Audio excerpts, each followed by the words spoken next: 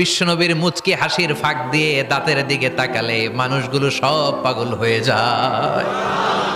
Smile দিতেন বিশ্বনবী, smile, মুচকি হাসি, তাবাসসুম।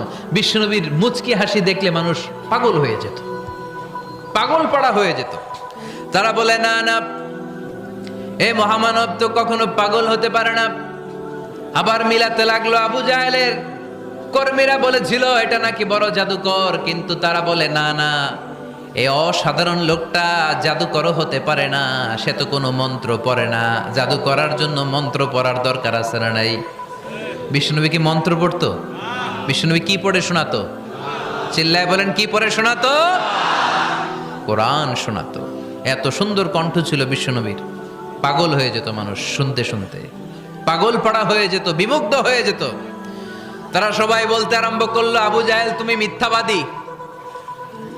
তবে